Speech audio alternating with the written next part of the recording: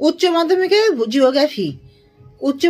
Geography তোমরা সবাই মন দিয়ে শোনো আর লেখো, আর সবাই লাইক অ্যান্ড সাবস্ক্রাইবটা দিয়ে দাও।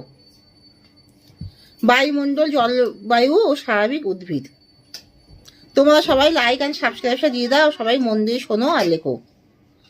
ক্রান্তীয় ঘূর্ণিবাতের উৎপত্তি স্থল হলো উষ্ণ ভূপৃষ্ঠ। জেট বায়ু প্রধানত প্রবাহিত হয় ঊর্ধ্ব স্ট্র্যাটোস্ফিয়ারে। বায়ুমণ্ডলীয় গোলযোগ দেখা যায় যে স্তরে সেটা বায়ুমণ্ডলীয় গোলযোগ দেখা যায় যে স্তরে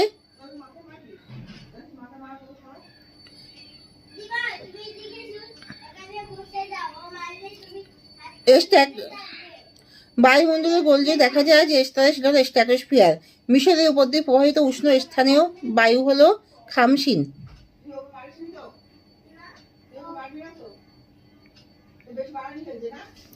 গ্রিন হাউস গ্যাসগুলির মধ্যে সর্বাপেক্ষা গুরুত্বপূর্ণ হলো কার্বন ডাইঅক্সাইড। ঘূর্ণিবাত এক ধরনের আকস্মিক উপক্রান্তীয় উচ্চচাপ ও নিরক্ষীয় নিম্নচাপের মধ্যে যে সঞ্চালন কোষটি আছে তার নাম হলো হ্যাটলি কোষ।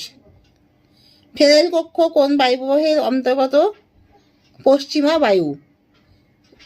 ভোপাল গ্যাস দুর্ঘটনায় নির্গত গ্যাসটি হলো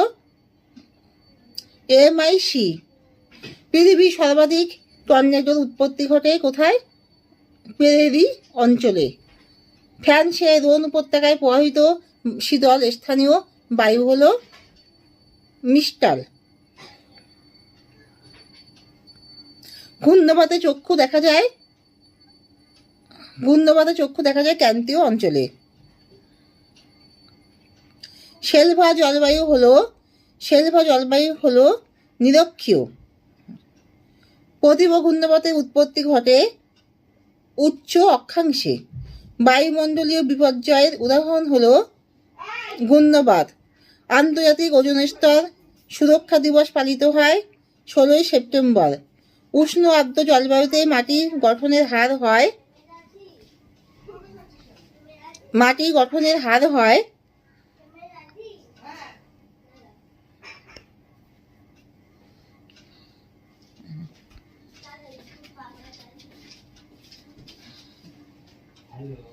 দ্রুত। বোলসন দেখতে পাওয়া যায় আমেরিকা যুক্তরাষ্ট্রে। হ্যাটলি কোষের অবস্থান হলো 0 ডিগ্রি থেকে 30 ডিগ্রি উত্তর দক্ষিণ অক্ষাংশে।